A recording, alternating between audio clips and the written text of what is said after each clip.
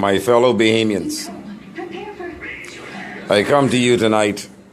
I had no intentions of really making up this video, but after giving it some thought, I figured let me just take 5 minutes and talk to my Bahamian people to let them know what's going on. Our government, the PLP government, and basically fundamentally what I see with the FNM, as well as the DNA, quite frankly, the three major parties in this country, they do not have the heart of the people in mind. They do not really have our interest in mind. When you think about what's going on in this country right now, come on, my people, now wake up, man. I mean, you got the Chinese in here. We have our country flooded with false rice, false cheese, false this. We have our foods all contaminated. Our people is dying out daily and don't even know what they're dying for. The hospital doctors are making all kinds of monies. And they don't care how sick you get. The government is trying to tell us to ditch our wells and come to their water. The government is really a part of the problem. The government of the Bahamas, the Perry Christie, you know, I don't like to talk bad about people because politics is something that you have to be careful how you dealing with. But you know, it comes a time when you have to pull out the strings and just call it as it is. We have a bunch of punks running our country. And when I say punks, I mean real punks running the country. Real punks would take it up the A, and punks would do not take it up the A. Because even the Christians are acting like punks, because they go to church and they say, Lord, Lord. They don't come out there to the people to really do nothing for the people. The government does whatever they want to do, and they say nothing to the government. They don't protest. The church is the most supposed to be the arm for God to look out for the people, to protect the people. But the church is the church, don't forget, the main church in this country, Bahamas Faith Ministry, put the man of God, the word of God, out of their church. So if you see somebody push somebody like me out of the church, you should know something is wrong with the church. Because God knows my heart, and the people know me. So no matter what they say about me, about this Jesus Christ, Micahel, they cannot tell me one thing that I say is a lie. And if my Bahamian people don't wake up quick and take the government from the PLP and make sure it don't get in the hands of the FNM, nor the DNA, no matter what got to happen in this country, but I say evolution in revolution.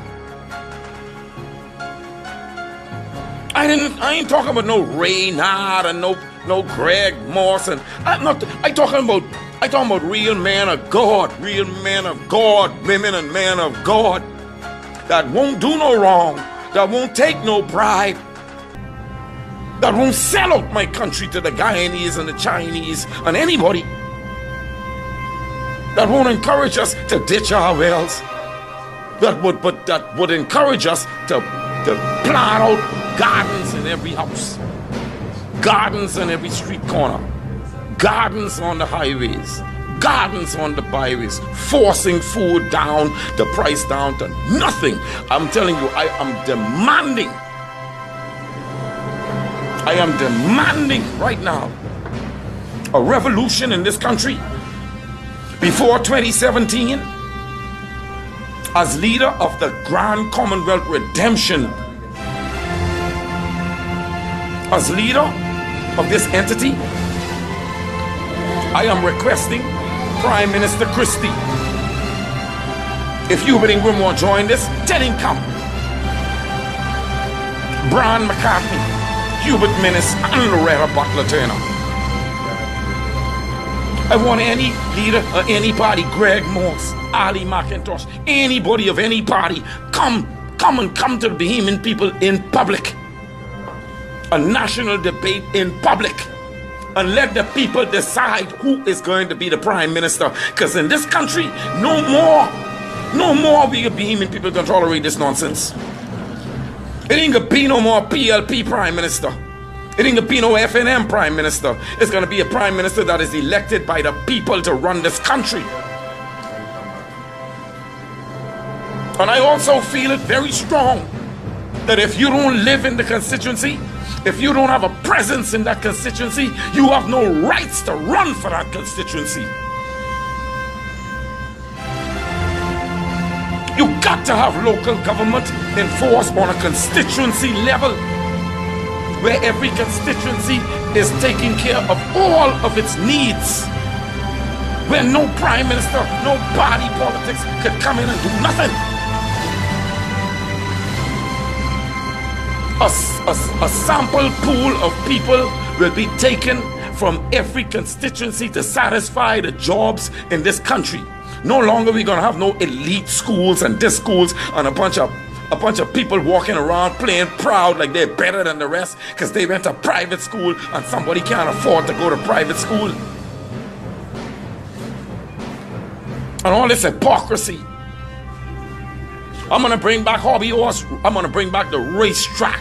I'm gonna declare a national lottery. It ain't gonna be gambling where you're gambling because you're not sure you're gonna win and you're gonna be having an addiction and you're losing your pants off and the gambling numbers, man, just going home happy while my people are broke. No. A national lottery will ensure that every penny that goes back into you, back into your communities. And a national service will make sure even the prime minister get off his butt and help people.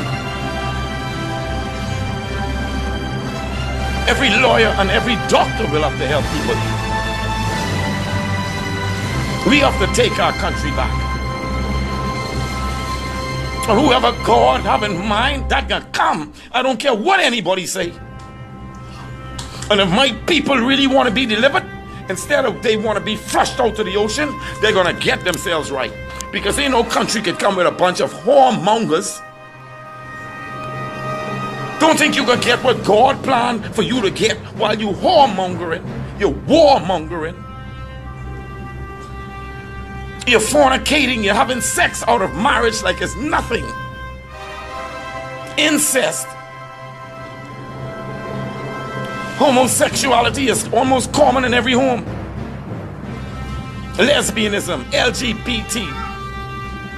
And because the fornicators and the adulterers don't want to stop, well, they're not going to tell the sissies to stop either, because all the two of them are sinners. So who's going to save our nation? Who's going to bring our nation to shine? It's showing in Perry. Because every Perry right now, listen, I don't have nothing against any of the politicians and the prime minister. I respect them. But let me tell you something. I don't respect you when you're taking my country down the tubes. And I don't respect you when you don't listen, you don't respond. You're not a gentleman, Perry Christie. You're a punk. Even if you don't take it up the A or you take it up the A, you're still a punk in my sight, Perry Christie. Penland ducked me. Penland refused to debate me even though I was in the race with him in 1987. Now, Perry, you don't return calls. Fred Mitchell don't return calls. No more. Fred Mitchell is like incognito, hiding from me. Allison Maynard Gibson hiding from me. And you could go and take the press, and the press wouldn't even go there to them. But the fact of the matter is, what's in the dark will come out the light. Millis, Hubert Ingram, Perry Christie, ain't none of them any different from the other. We need leadership, true leadership. And I'm telling you, I am your man. And I'm going to do whatever in my power to get every leader in this country out in the open to discuss every level of government in this country. And to bring this government to accountability. And on my watch, I'm not going to allow Hubert Ingram, Perry Christie, Brian McCartney, Loretta Butler Turner, or anybody to do whatever they feel in this country. All this can be different. It ain't going to happen like that no more. You can have me in your face. You all kept me out the Guardian.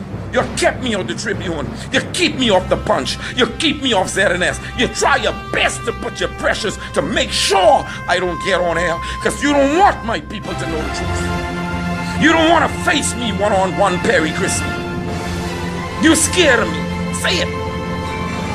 You're scared of the truth. You're scared to debate me on agriculture, trade, and industrial development. You're scared to debate me on urban renewal. You're scared to debate me on finance and education and health and welfare. You're scared to debate me on social services. You're afraid to debate me on every national security. You're afraid to debate me on any form of government because you know I got the answers. You know I'm ordained by God himself to do this work. And you know that the Bahamas is a chosen nation. And if you don't come and respect me, oh, I come into your office, you ain't gonna get away from me.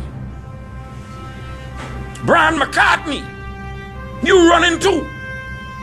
When you get your $1.5 million years ago, you cut me completely off. You didn't even come to answer none anymore. Hubert Ingram, you made a military coup. You and Fred Mitchell backed down on me, and you come back today and you still ignore me. No matter how much letters I send, you still wouldn't face me. You still wouldn't give me an appointment to even see you even as a Bahamian. But it's ended now. The time has come now.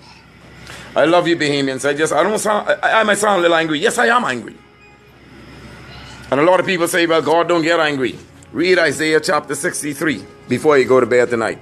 The first 9, 10 verses. Isaiah chapter 63. And then tell me what you think about my anger. I love you guys. I'll see you soon.